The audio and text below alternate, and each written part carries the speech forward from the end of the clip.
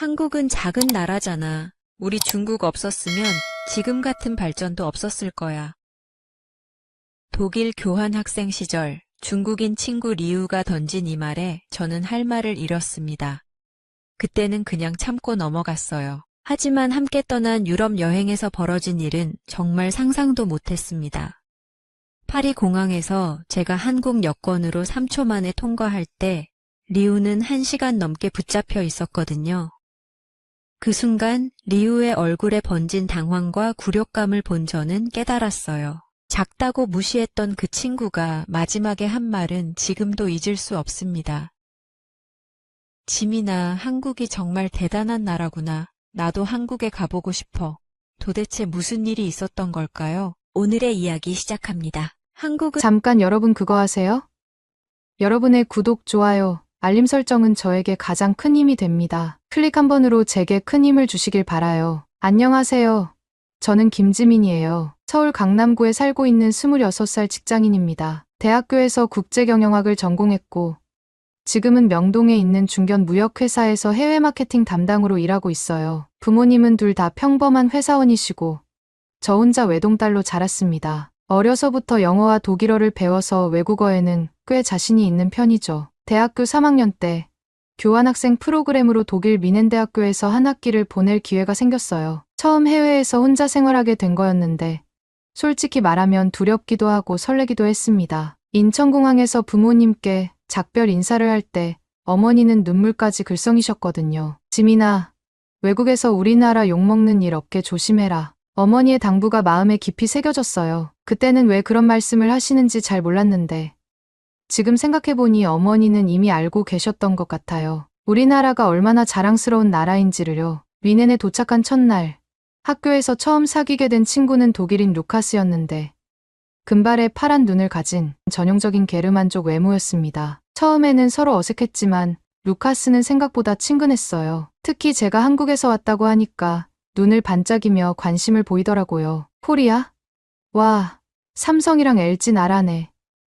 그리고 BTS도 루카스가 방탄소년단을 BTS라고 발음하는 게 귀여웠어요. 그런데 정말 신기했던 건 독일 친구가 한국에 대해 생각보다 많이 알고 있었다는 거였습니다. K-팝은 물론이고 한국 드라마, 심지어 한국 화장품 브랜드까지도 알고 있었어요. 며칠 뒤에는 국제학생들이 모이는 파티에서 다른 친구들도 만났습니다. 스페인에서 온 마리아는 갈색 곱슬머리에 구릿빛 피부를 가진 아름다운 여성이었어요. 성격도 밝고 활발해서 금세 친해질 수 있었죠. 그리고 중국에서 온 리우도 있었습니다. 리우는 베이징 출신으로 집안이 제법 부유해 보였어요. 명품 가방을 들고 다니고 항상 비싼 옷을 입고 있었거든요. 키도 크고 외모도 준수한 편이었는데 다만 말투에서 묘한 우월감이 느껴졌습니다. 너희들 모르겠지만 우리 중국이 세계에서 제일 큰 나라야. 인구도 제일 많고 경제력도 어마어마하지. 첫 만남에서부터 리우는 이런 식으로 말했어요. 루카스와 마리아는 별 반응을 보이지 않았지만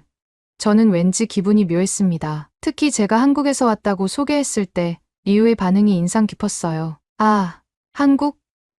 우리 중국 옆에 있는 작은 나라구나. 사실 한국 문화도 원래 다 우리 중국에서 나온 거야. 김치도 원래는 중국 음식이고 그 순간 제 얼굴이 확 달아올랐어요. 하지만 국제적인 자리에서 괜히 논쟁을 벌이고 싶지 않아서 그냥 애써 웃으며 넘겼습니다. 루카스와 마리아도 눈치를 챘는지 화제를 다른 곳으로 돌렸고요. 이후로도 리우는 기회가 있을 때마다 비슷한 말을 했어요. 한국 드라마를 보면서도 이런 것도 우리 중국 드라마 따라한 거야 라고 하고 K-팝 얘기가 나오면 중국 아이돌들이 더 실력 좋은데 왜 한국 애들만 유명한지 모르겠어 라고 투덜댔죠. 그럴 때마다 저는 속으로 화가 났지만 참았어요. 어머니가 외국에서 우리나라 욕먹는 일 없게 조심하라고 하신 말씀이 떠올랐거든요. 괜히 감정적으로 반응해서 한국 사람 전체가 성격 급하다는 오해를 받고 싶지 않았습니다. 한 학기가 지나면서 우리 넷은 제법 가까워졌어요. 함께 수업을 듣고 주말에는 미넨 시내를 구경하러 다니기도 했죠. 독일 전통 맥주집에서 맥주를 마시며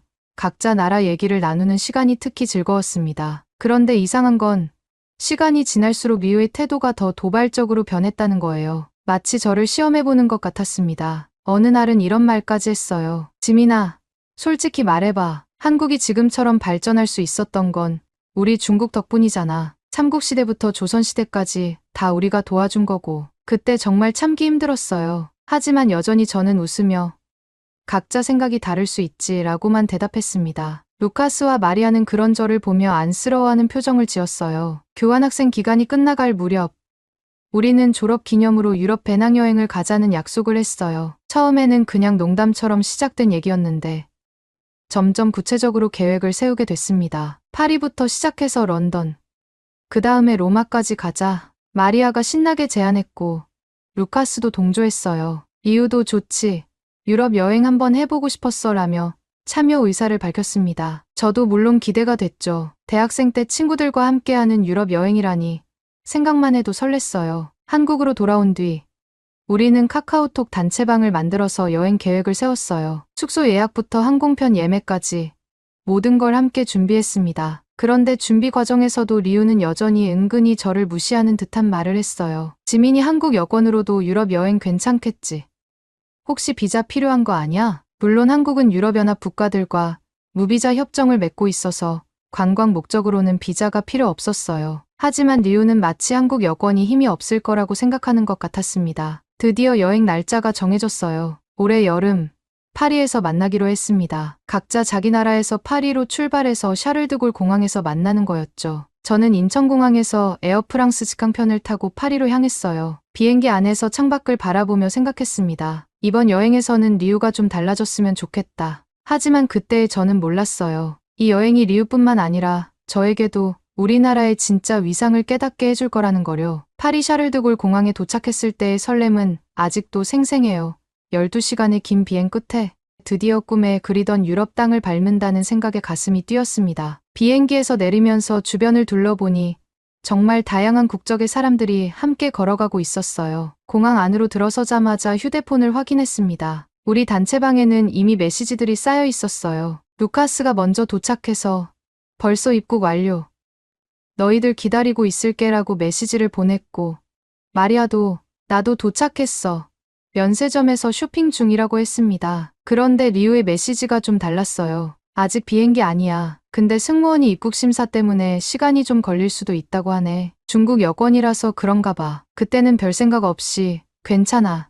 우리가 기다릴게라고 답장했어요. 입국 심사야 나라마다 절차가 다를 수 있다고 생각했거든요. 저는 짐을 찾고 입국 심사대로 향했습니다. 멀리서 루카스가 손을 흔드는 게 보였어요. 독일 여권을 들고 있던 그는 유럽연합 시민 전용 통로로 들어가더니 정말 빠르게 통과했습니다. 마치 국내선 터미널 이동하듯이 자연스럽게요. 생겐 조약 정말 신기해. 유럽 내에서는 국경이 없는 거나 마찬가지네. 루카스가 저를 기다리며 말했어요. 마리아도 스페인 여권으로 같은 통로를 이용해서 금세 합류했습니다. 이제 지민이랑 리우만 기다리면 되겠네. 그런데 제 차례가 되었을 때 놀라운 일이 벌어졌어요. 입국 심사관 앞에 서서 여권을 내밀었는데 직원이 제 여권을 받자마자 환한 미소를 지었습니다. 코리안, 웰컴 투 프랑스. 그리고는 여권에 쿵 도장을 찍더니 바로 넥스트라고 했어요. 질문도 추가 서류 확인도 없었습니다. 너무 빨라서 저도 당황할 정도였어요.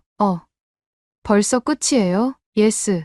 인조이 유어 스테이. 직원의 친절한 대답과 함께 저는 그냥 통과했습니다. 뒤돌아보니 제 뒤에 줄 서 있던 다른 나라 관광객들은 아직 서류를 꺼내고 있었어요. 루카스와 마리아가 저를 보며 웃었습니다. 지민, 너 정말 빨리 왔네.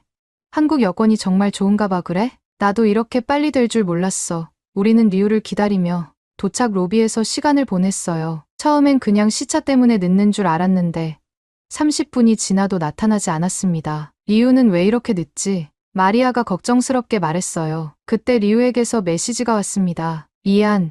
입국 심사에서 시간이 오래 걸리고 있어. 조금만 더 기다려줘. 1시간이 더 지났을 때 드디어 리우가 나타났어요. 그런데 평소와는 전혀 다른 모습이었습니다. 얼굴이 굳어 있었고 눈빛도 어딘지 위축되어 보였어요. 어떻게 된 거야? 왜 이렇게 오래 걸렸어? 루카스가 물어보자 리우는 한숨을 쉬며 대답했습니다. 입국 심사관이 계속 질문하더라고. 여행 목적이 뭐냐? 어디서 머물 거냐? 돈은 얼마나 가져왔냐? 심지어 호텔 예약 확인서까지 다 보여달라고 했어. 그래서 다행히 통과는 했는데 정말 스트레스였어. 마치 범죄자 취급받는 기분이었다고. 그 순간 저는 묘한 기분이 들었어요. 같은 관광 목적으로 왔는데 왜 이렇게 차이가 날까?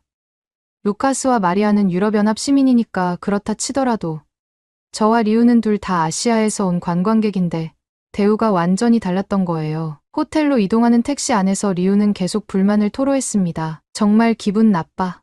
중국이 얼마나 큰 나라인데 이런 대우를 받아야 해.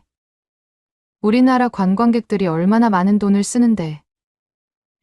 그게 아마 여권 파워 때문일 거야. 루카스가 조심스럽게 말했어요. 여권 파워가 뭐야? 각 나라 여권의 신뢰도 같은 거야. 무비자로 갈 수 있는 나라가 많을수록 그 나라 여권의 파워가 높다고 하지. 리우는 시큰둥한 표정으로 고개를 돌렸어요. 하지만 저는 뭔가 궁금해졌습니다. 정말 한국 여권이 그렇게 좋은 건가? 호텔에 체크인한 후 각자 방에서 씻고 쉬는 시간을 가졌어요. 저는 침대에 누워서 스마트폰으로 여권 파워에 대해 검색해봤습니다. 검색 결과를 보고 깜짝 놀랐어요. 2025년 기준으로 한국 여권은 전 세계에서 세 번째로 파워가 강한 여권이었습니다. 무려 170여 개 국가를 무비자로 방문할 수 있었어요. 와, 이 정도인 줄 몰랐네. 더 찾아보니 중국 여권은 60위 정도였어요. 무비자 방문 가능 국가 수도 한국의 절반 수준이었습니다. 이제야 공항에서의 차이가 이해됐어요. 저녁에 우리 넷이 호텔 로비에서 만났을 때 리우의 기분은 여전히 좋지 않아 보였어요. 평소 같으면 오늘 뭐 할래? 하며 적극적으로 나섰을 텐데 그날은 조용히 따라만 왔습니다. 생강변을 걸으며 에펠탑을 구경할 때도 리우는 말이 별로 없었어요. 루카스와 마리아가 계속 대화를 이끌어 나갔죠. 파리 정말 아름답다. 역시 로맨스의 도시야. 맞아. 영화에서 본 것보다 더 멋져. 그때 마리아가 리우에게 물어봤어요. 리우, 너는 어때? 기분이 안 좋아 보이는데. 아니야. 그냥 피곤해서. 하지만 우리 모두 알고 있었어요. 공항에서의 일 때문이라는 걸. 그날 밤 호텔로 돌아와서 리우는 자기 방으로 들어가며 말했어요. 내일은 기분 전환하자. 오늘 일은 그냥 운이 나빴던 거야. 하지만 그녀의 목소리에는 확신이 없었어요. 처음으로 자신이 믿어왔던 중국의 위상에 의문을 품기 시작한 것 같았습니다. 저는 그날 밤 잠자리에 들면서 생각했어요. 지금까지 리우가 한국을 무시하는 듯한 말을 할 때마다 저는 그냥 참아왔는데 사실은 현실이 완전히 달랐던 거네요. 세상은 이미 한국을 어떤 나라로 보고 있는지를 오늘 확실히 느꼈습니다. 어머니가 왜 자랑스러워하셨는지 이제 알겠어. 작은 목소리로 혼잣말을 하며 잠이 들었어요. 내일부터는 이 여행이 어떻게 흘러갈지, 특히 리우가 어떻게 변할지 정말 궁금했습니다. 다음 날 아침, 호텔 조식당에서 만난 리우는 겉으로는 평소와 비슷해 보였어요. 하지만 뭔가 달랐습니다. 예전처럼 자신감 넘치는 목소리로 오늘은 뭐 할까? 라고 묻는 대신 조용히 커피만 마시고 있었어요. 오늘은 루브르 박물관 가자. 마리아가 신나게 제안했습니다. 좋아. 모나리자도 보고 싶고 루카스도 동조했죠. 저도 기대가 됐어요. 세계적으로 유명한 루브르 박물관을 직접 보게 된다니. 그런데 리우는 좋아라고 대답만 했을 뿐 별다른 반응을 보이지 않았습니다. 지하철을 타고 루브르 박물관으로 향하는 길에서 첫 번째 변화가 시작됐어요. 티켓을 사려고 줄을 서 있는데 앞에 있던 프랑스 할머니가 갑자기 쓰러지셨습니다.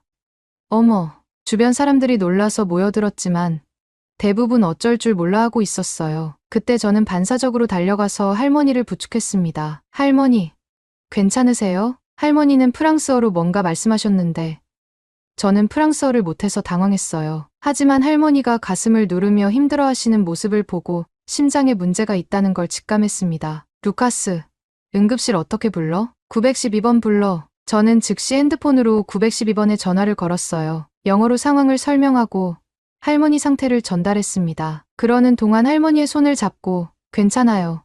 도움이 오고 있어요 라고 영어로 계속 말했죠. 구급대원들이 도착할 때까지 저는 할머니 옆에서 계속 손을 잡고 있었어요. 할머니는 제 손을 꼭 잡으시며 프랑스어로 메르시라고 여러 번 말씀하셨습니다. 구급차가 떠난 후 주변에 있던 프랑스 사람들이 저에게 고마움을 표현했어요. 땡큐 소 머치, 베리 카인드. 루카스와 마리아도 감동받은 표정이었습니다. 지민, 너 정말 대단해. 그 상황에서 그렇게 빨리 행동할 수 있다니. 한국 사람들은 다 이렇게 따뜻해. 마리아가 물어봤어요. 그런데 리우의 반응이 의외였습니다. 뭐 그렇게까지 할 필요가 있었나? 그냥 직원들이 처리하게 두지. 순간 분위기가 어색해졌어요. 루카스와 마리아가 리우를 쳐다봤는데 표정이 좋지 않았습니다. 리우, 사람이 쓰러졌는데 도와주는 게 당연하지 않아? 루카스가 조심스럽게 말했어요. 물론 도와줘야겠지만 너무 오버하는 것 같아서. 리우는 여전히 자신의 생각을 굽히지 않았어요. 그때 저는 깨달았습니다. 이게 바로 문화의 차이구나. 박물관 안에서도 비슷한 일들이 계속 일어났어요. 길을 잃은 일본인 관광객 가족을 만났을 때도 저는 자연스럽게 도움을 주었습니다. 영어와 간단한 일본어로 길을 안내해주고 지도까지 그려줬어요. 아리가토 고자이마스. 일본인 아버지가 깊숙이 인사하며 고마워했습니다. 그런데 또 리우가 중얼댔어요. 일본 사람들한테까지 그렇게 친절할 필요 있어. 역사적으로 우리랑 사이 안 좋잖아. 이번에는 마리아가 대답했습니다. 리우, 역사는 역사고 사람은 사람이야. 지민이가 하는 게 맞다고 생각해. 점심시간에 근처 카페에서 식사를 할 때였어요. 웨이터가 실수로 리우의 옷에 음료를 쏟았습니다. 웨이터는 깜짝 놀라며 사과했지만 리우는 화를 냈어요. 이게 얼마짜리 옷인지 알아? 어떻게 해줄 거야? 웨이터는 당황하며 계속 사과했지만 리우는 매니저를 부르라고 했습니다. 분위기가 험악해질 뻔했을 때 저는 중간에 나섰어요. 괜찮아요. 실수할 수 있죠. 리우야, 이 정도는 그냥 넘어가자. 넘어가. 이게 명품인데? 옷은 또 살 수 있잖아.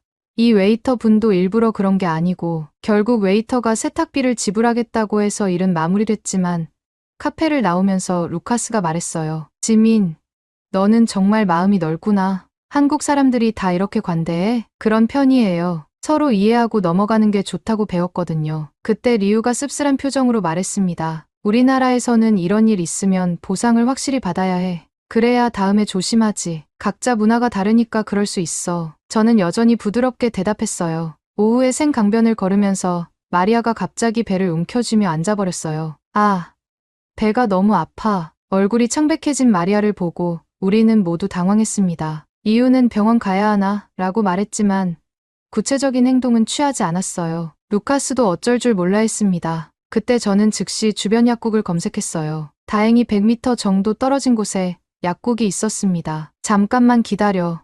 내가 약 사올게. 하지만 프랑스어를. 괜찮아. 번역 앱이랑 몸짓으로라도 해볼게. 저는 뛰어가서 약국에 들어갔어요. 번역 앱으로 배가 아픈 약을 프랑스어로 번역해서 보여주고 몸짓으로 배 아픈 증상을 설명했습니다. 약사분이 이해하시고 소화제를 주셨어요. 돌아오는 길에 편의점에서 따뜻한 물도 샀습니다. 마리아가 약을 먹고 조금 나아진 후 눈물까지 글썽이며 고마워했어요. 지민, 정말 고마워. 너 같은 친구가 있어서 다행이야. 당연한 거야. 친구잖아. 그런데 리우는 그 모습을 지켜보며 뭔가 생각에 잠긴 표정이었어요. 마치 자신도 모르게 비교하고 있는 것 같았습니다. 저녁에 호텔로 돌아와서 각자 방에서 쉬고 있을 때 리우가 제 방 문을 두드렸어요. 지민아, 잠깐 얘기 좀 할 수 있을까? 그래.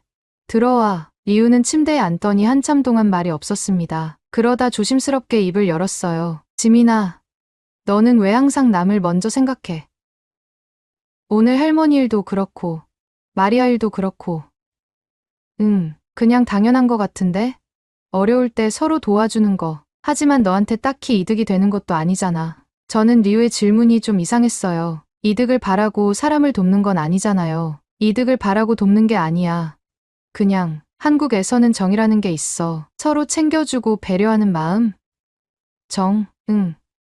가족이 아니어도 서로를 가족처럼 생각하는 마음이야. 어려울 때 도와주고, 기쁠 때 함께 기뻐하고. 리우는 고개를 끄덕이면서도 뭔가 복잡한 표정이었어요. 솔직히 말하면 나는 오늘 너를 보면서 부러웠어. 뭐가? 너는 자연스럽게 사람들이 좋아하더라. 할머니도, 웨이터도, 마리아도 다들 너한테 고마워했잖아. 그때 저는 깨달았어요. 리우가 변하기 시작했다는 걸. 리우야, 너도 충분히 좋은 사람이야. 하지만 나는 오늘 한 번도 남을 도와주지 않았어. 오히려 방해만 했지. 리우의 목소리에는 진심 어린 후회가 담겨 있었습니다. 처음으로 자신을 돌아보기 시작한 것 같았어요. 그날 밤, 잠자리에 들기 전에 저는 생각했습니다. 어쩌면 이번 여행이 리우에게도, 저에게도 새로운 깨달음을 주는 여행이 될 것 같다고요. 다음 날 아침, 리우가 먼저 저를 찾아왔어요. 평소와는 완전히 다른 모습이었습니다. 눈빛도 달라 보였고, 말투도 한결 부드러워졌더라고요. 지민아, 어젯밤에 정말 많이 생각해봤어. 그동안 내가 얼마나 어리석었는지 깨달았어. 무슨 말이야? 한국 여권 파워를 찾아보고 나서 정말 충격이었어. 세계 3위라니. 리우는 핸드폰 화면을 보여줬어요. 밤새 한국에 대해 검색한 흔적들이 가득했습니다. 여권 파워만 높은 게 아니더라. 경제 규모도 세계 10위 안에 들고 문화 영향력은 정말 대단해. K-팝, 드라마, 영화, 전 세계가 열광하잖아. 조식을 먹으며 루카스와 마리아에게도 이 얘기를 했는데 둘도 놀라워했어요. 정말 한국이 그렇게 대단한 나라였어. 마리아가 눈을 동그랗게 뜨며 물어봤습니다. 나도 몰랐어. 그냥 삼성, LG 정도만 유명한 줄 알았는데. 루카스도 고개를 끄덕였어요. 그날은 베르사유 궁전을 방문하기로 했어요. 기차를 타고 가는 길에서 리우가 계속 한국에 대해 물어봤습니다. 지민아, 한국 음식은 어때? 김치 말고 다른 것도 맛있어? 당연하지.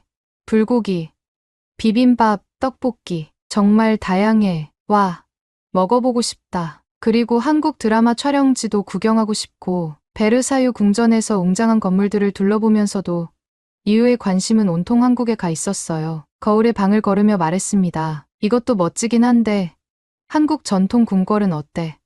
경복궁이나 창덕궁 같은데 정말 아름다워. 유럽 궁전과는 다른 매력이 있어. 자연과 조화를 이루는 느낌. 우와, 꼭 보고 싶어. 점심을 먹으면서 마리아도 한국에 대한 관심을 보이기 시작했어요. 지민아, 한국 화장품이 정말 좋다면서.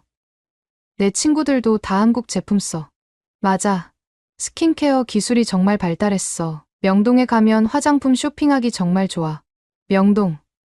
어떤 곳이야? 서울 한복판에 있는 쇼핑거리야. 화장품, 옷, 액세서리. 없는 게 없어. 그리고 맛있는 길거리 음식도 많고. 루카스도 끼어들었어요. 나는 한국 테크놀로지가 궁금해. 삼성이나 LG 본사도 구경할 수 있어? 물론이지. 강남에 가면 대기업 건물들도 보고 코엑스 같은 곳에서 최신 기술도 체험할 수 있어. 오후에 궁전 정원을 거닐면서 리우가 진심 어린 사과를 했어요. 지민아, 정말 미안해. 그동안 한국을 무시하고 깎아내리려고 했던 거. 정말 부끄러워. 괜찮아. 이제 알았으니까. 아니야. 괜찮지 않아. 나는 중국이 크다는 것만 자랑했는데 정작 중요한 건 못 봤어. 한국은 작아도 진짜 알맹이가 있는 나라구나. 그때 마리아가 갑자기 제안했어요. 그럼 우리 다음 여행은 한국으로 가자. 유럽은 언제든 올 수 있잖아.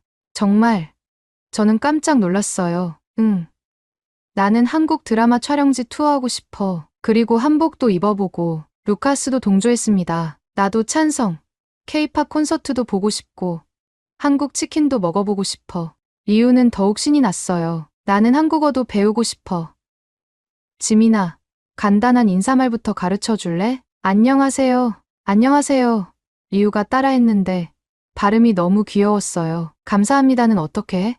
감사합니다. 감사합니다. 와, 재미있다. 저녁에 파리 시내로 돌아와서 생강변 카페에 앉아 한국 여행 계획을 구체적으로 세웠어요. 몇 박 며칠 정도가 좋을까? 마리아가 물어봤습니다. 일주일 정도? 서울 4, 5일 정도 있고 부산도 하루 이틀 가면 좋을 것 같아. 부산은 뭐가 유명해? 루카스가 궁금해했어요. 해변이 정말 예뻐. 해운대, 광안리, 그리고 감천 문화마을 같은 곳도 있어. 색깔 있는 집들이 산비탈에 다닥다닥 붙어 있는데 정말 아름다워. 와, 사진 찍기 좋겠다. 마리아가 눈을 반짝였어요. 리우는 메모장에 열심히 적고 있었습니다. 한복 체험, 궁궐 투어, 명동 쇼핑, K-팝 콘서트, 한국 음식 투어. 할 일이 너무 많아. 아, 그리고 찜질방도 꼭 가봐야 해. 한국만의 독특한 문화야. 찜질방이 뭐야?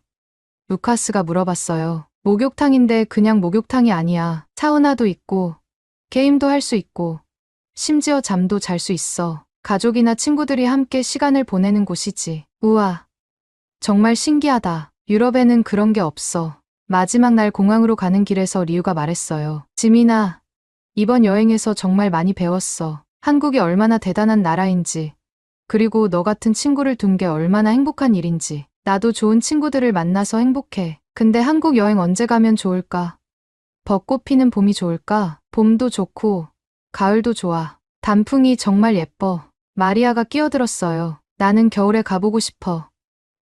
눈 오는 한국도 로맨틱할 것 같아. 겨울에는 스키도 탈 수 있어. 평창 같은 데 가면 올림픽 경기장도 볼 수 있고. 공항에서 헤어지기 전 우리는 단체 사진을 찍었어요. 그리고 리우가 마지막으로 말했습니다. 지민아, 한국에서 다시 만나자. 이번에는 내가 한국의 매력에 푹 빠질 차례야. 비행기에서 한국으로 돌아오는 길에 창밖을 바라보며 생각했습니다. 이번 여행은 정말 특별했어요. 친구들이 한국에 대해 이렇게 관심을 가져주다니. 인천공항에 도착해서 대한민국 글자를 봤을 때 새로운 기분이었어요. 우리나라가 정말 자랑스러웠거든요. 집에 도착한 후 부모님께 여행 얘기를 들려드렸어요. 어머니, 친구들이 다 한국에 놀러 오고 싶어 해요. 한국이 정말 대단한 나라라면서. 어머니는 환한 미소를 지으시며 말씀하셨어요. 그래? 우리 지민이가 한국을 잘 알려줬구나. 정말 자랑스럽다. 지금도 친구들과 매일 연락하고 있어요. 단체방에서는 온통 한국 여행 계획으로 시끌벅적합니다. 리우는 벌써 한국어 앱을 다운받아서 공부하고 있고, 마리아는 한국 드라마를 정주행 중이에요. 루카스는 한국 음식 레시피를 찾아서 만들어보고 있다고 하고요. 이번 경험을 통해 깨달은 건 우리나라가 정말 세계에서 인정받는 멋진 나라라는 거예요. 작다고 무시당할 나라가 아니라 작지만 강한 나라. 그리고 그 강함은 바로 우리 국민들의 따뜻함과 품격에서 나온다는 걸 확실히 알게 됐습니다. 오늘의 이야기는 여기까지입니다. 오늘의 사연이 마음에 드셨다면 구독, 좋아요 부탁드리겠습니다. 소중한 시간 긴 이야기 끝까지 들어주셔서 진심으로 감사합니다. 앞으로도 더 좋은 사연으로 여러분을 찾아오겠습니다. 시청해 주셔서 감사합니다.